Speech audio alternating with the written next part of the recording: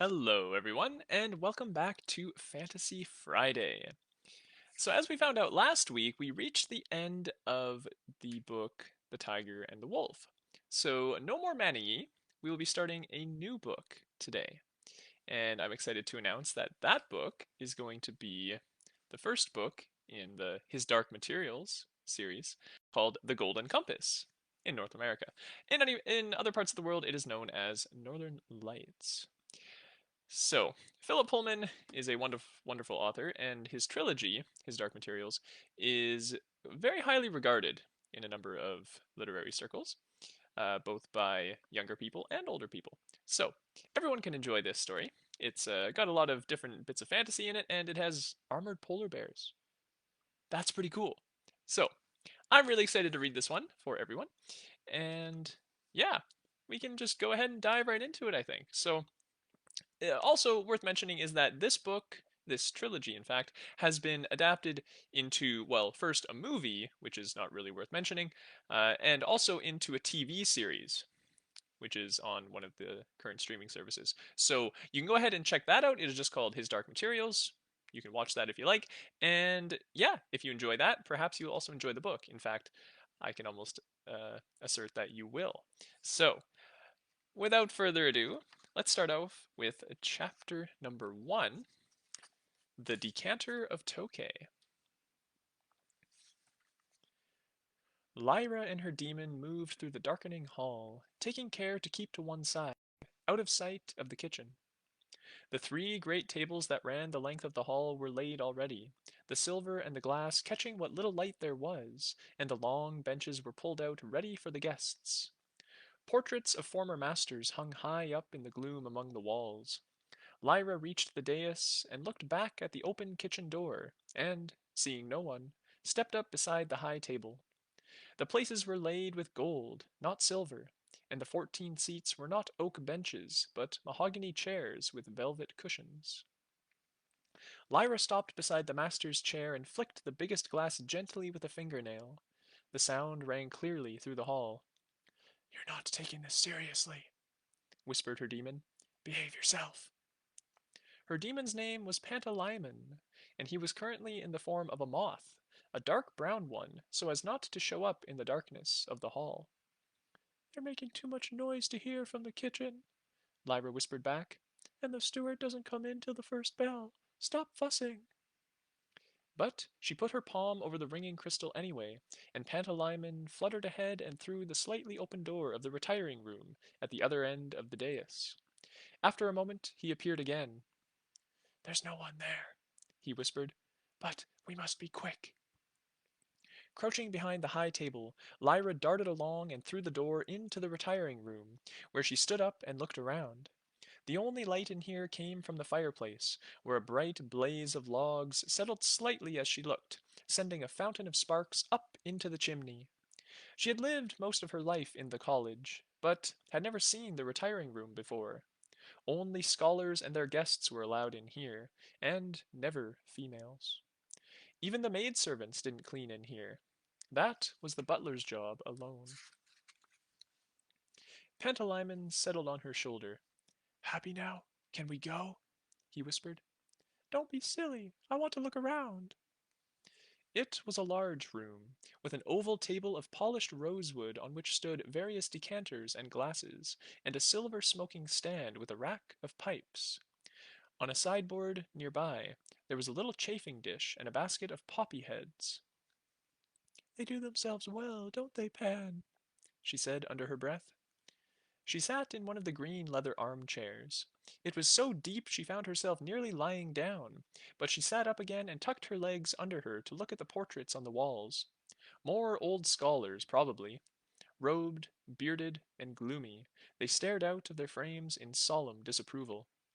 "What do you think they talk about?"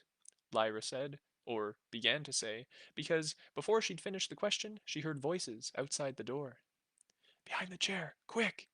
whispered Pantalaimon, and, in a flash, Lyra was out of the armchair and crouching behind it. It wasn't the best one for hiding behind. She'd chosen one in the very center of the room, and, unless she kept very quiet... The door opened, and the light changed in the room. One of the incomers was carrying a lamp, which he put down on the sideboard. Lyra could see his legs in their dark green trousers and shiny black shoes. It was a servant. Then a deep voice said, "Has Lord Asriel arrived yet?" It was the master. As Lyra held her breath, she saw the servant's demon, a dog, like all servants' demons, trot in and sit quietly at his feet, and then the master's feet became visible too, in the shabby black shoes he always wore. "No, master," said the butler. "No word from the Aerodarch either." "I expect he'll be hungry when he arrives. Show him straight into the hall, will you?" "Very good, master." "And you've decanted some of the special Tokay for him?" "Yes, master, the 1898 as you ordered. His lordship is very partial to that, I remember." "Good. Now leave me, please." "Do you need a lamp, master?" "Yes, leave that too. Look in during dinner to trim it, will you?" The butler bowed slightly and turned to leave, his demon trotting obediently after him.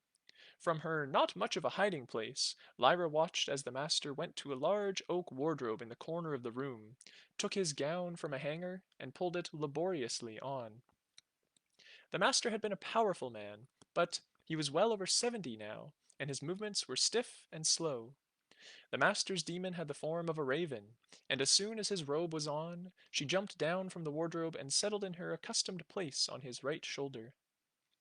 Lyra could feel Pantalaimon bristling with anxiety, though he made no sound.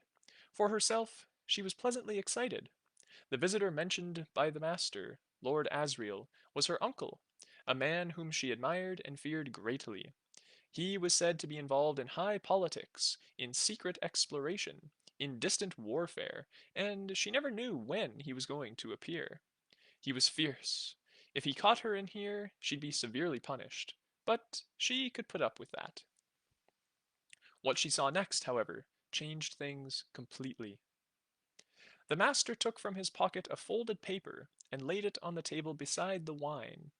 He took the stopper out of the mouth of a decanter containing a rich golden wine, unfolded the paper, and poured a thin stream of white powder into the decanter before crumpling the paper and throwing it into the fire.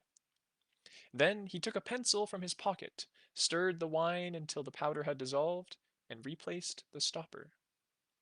His demon gave a soft, brief squawk. The master replied in an undertone, and looked around with his hooded, clouded eyes before leaving through the door he'd come in by. Lyra whispered, "Did you see that, Pan?" "Of course I did. Now, hurry out, before the steward comes."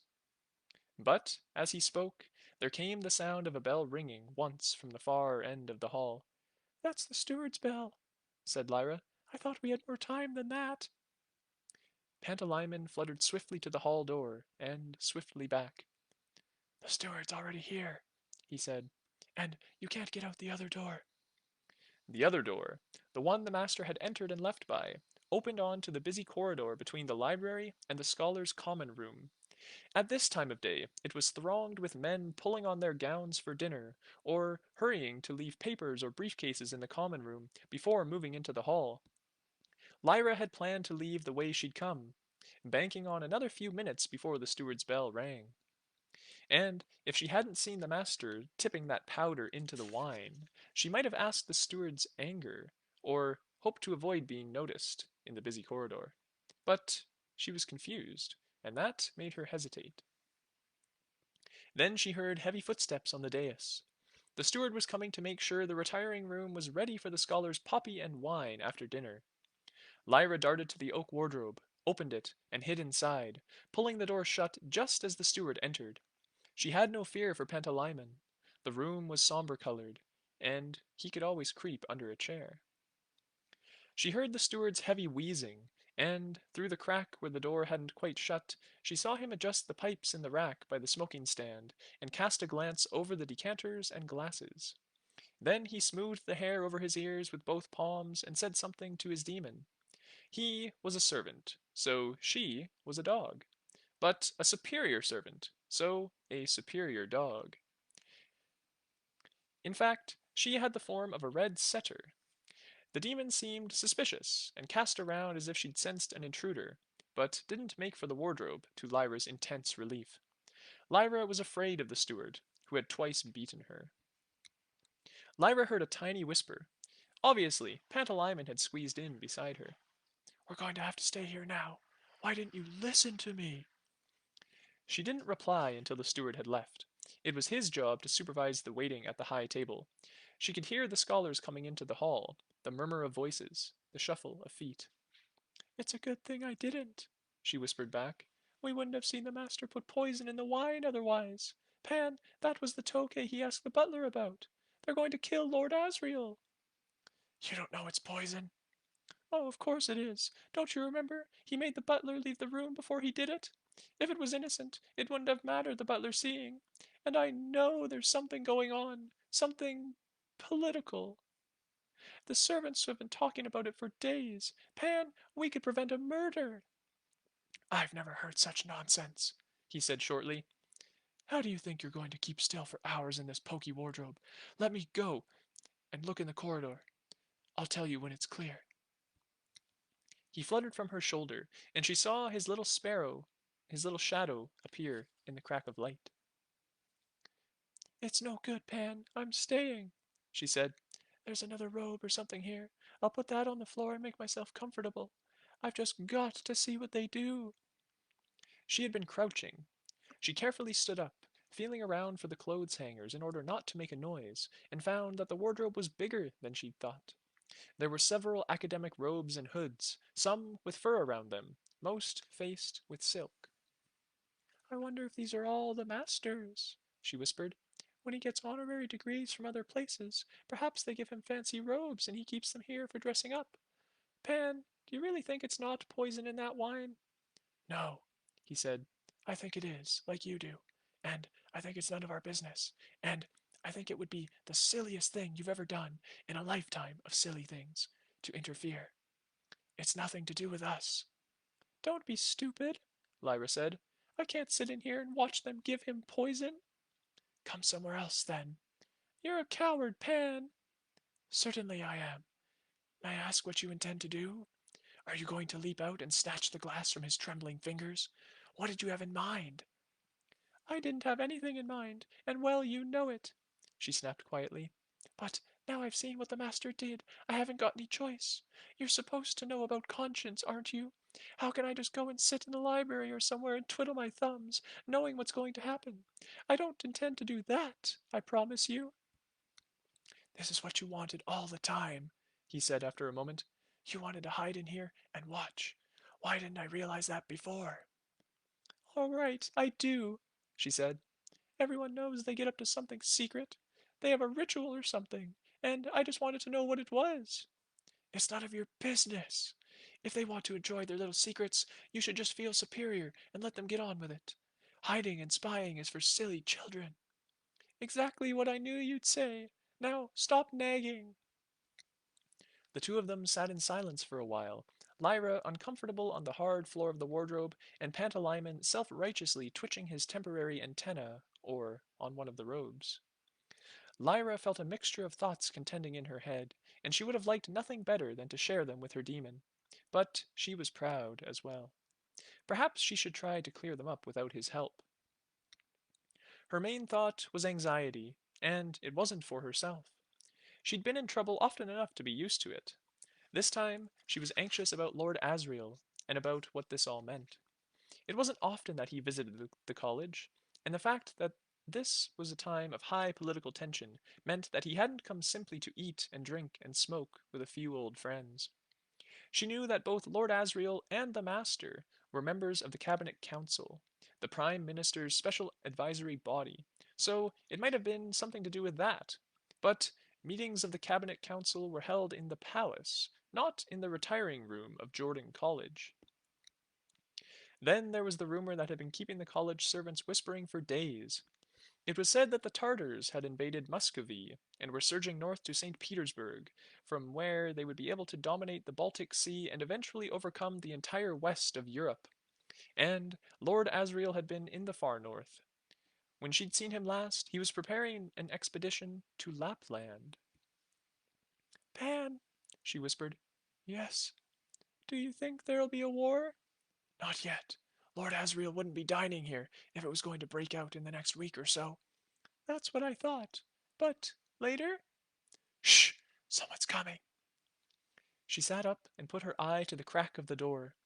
It was the butler, coming to trim the lamp as the master had ordered him to. The common room and the library were lit by anbaric power, but the scholars preferred the older, softer naphtha lamps in the retiring room. They wouldn't change that in the master's lifetime. The butler trimmed the wick and put another log on the fire as well, and then listened carefully at the hall door before helping himself to a handful of leaf from the smoking stand. He had hardly replaced the lid when the handle of the other door turned, making him jump nervously. Lyra tried not to laugh. The butler hastily stuffed the leaf into his pocket and turned to face the incomer. Lord Asriel, he said, and a shiver of cold surprise ran down Lyra's back. She couldn't see him from where she was, and she tried to smother the urge to move and look. Good evening, Wren, said Lord Asriel. Lyra always heard that harsh voice with a mixture of pleasure and apprehension. I arrived too late to dine. I'll wait in here. The butler looked uncomfortable. Guests entered the retiring room at the master's invitation only, and Lord Asriel knew that. But the butler also saw Lord Asriel looking pointedly at the bulge in his pocket, and decided not to protest. Shall I let the master know you've arrived, my lord? No harm in that. You might bring me some coffee. Very good, my lord. The butler bowed and hastened out, his demon trotting submissively at his heels. Lyra's uncle moved across to the fire and stretched his arms high above his head, yawning like a lion. He was wearing traveling clothes. Lyra was reminded, as she always was when she saw him again, of how much he frightened her. There was no question now of creeping out unnoticed.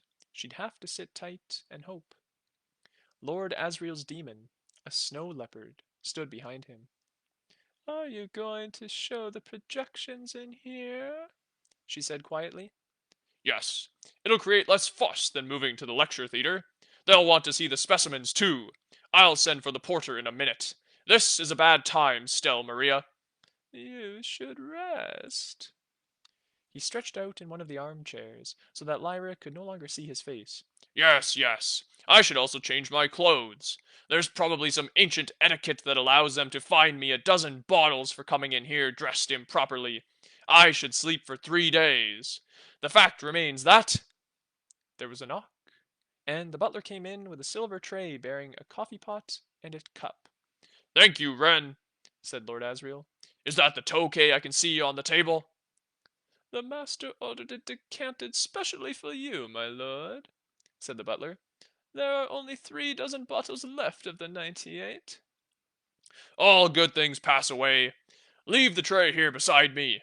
Oh, ask the porter to send up the 2 cases I left in the lodge, would you? Here, my lord? Yes, here, man. And I shall need a screen and a projecting lantern. Also here. Also now. The butler could hardly prevent himself from opening his mouth in surprise, but managed to suppress the question, or the protest. Wren, you're forgetting your place, said Lord Asriel. Don't question me. Just do as I tell you. Very good, my lord, said the butler. If I may suggest it, I should perhaps let Mr. Carson know what you're planning, my lord, or else he'll be somewhat taken aback, if you see what I mean. Yes, tell him, then. Mr. Carson was the steward. There was an old and well-established rivalry between him and the butler. The steward was the superior, but the butler had more opportunities to ingratiate himself with the scholars, and made full use of them. He would be delighted to have this chance of showing the steward that he knew more about what was going on in the retiring room. He bowed and left. Lyra watched as her uncle poured a cup of coffee, drained it at once, and poured another before sipping more slowly. She was agog. Cases of specimens? A projecting lantern? What did he have to show the scholars that was so urgent and important? Then Lord Asriel stood up and turned away from the fire. She saw him fully, and marveled at the contrast he made with the plump butler, the stooped and languid scholars. Lord Asriel was a tall man, with powerful shoulders, a fierce, dark face, and eyes that seemed to flash and glitter with savage laughter. It was a face to be dominated by, or to fight, never a face to patronize or pity. All his movements were large and perfectly balanced, like those of a wild animal, and, when he appeared in a room like this, he seemed a wild animal held in a cage too small for it. At the moment, his expression was distant and preoccupied. His demon came close and leaned her head on his waist, and he looked down at her unfathomably before turning away and walking to the table. Lyra suddenly felt her stomach lurch, for Lord Asriel had taken the stopper from the decanter of Tokay and was pouring a glass. No! The quiet cry came before she could hold it back. Lord Asriel heard and turned at once. Who's there? She couldn't help herself. She stumbled out of the wardrobe and scrambled up to snatch the glass from his hand. The wine flew out, splashing on the edge of the table and the carpet, and the glass fell and smashed. He seized her wrist and twisted hard. Lyra! What the hell are you doing? Let go of me and I'll tell you. I'll break your arm first. How dare you come in here? I've just saved your life. They were still for a moment. The girl twisted in pain, but grimacing to prevent herself from crying out louder. The man bent over her frowning like thunder. What did you say? He said more quietly. That wine is poisoned, she muttered between clenched teeth. I saw the master put some powder in it. He let go. She sank to the floor, and Pantalaimon fluttered anxiously to her shoulder. Her uncle looked down with a restrained fury, and she didn't dare meet his eyes. I came in just to see what the room was like, she said. I know I shouldn't have, but I was going to go out before anyone came in, except that I heard the master coming, and I got trapped. The wardrobe was the only place to hide, and I saw him put some powder in the wine. If I hadn't... There was a knock on the door.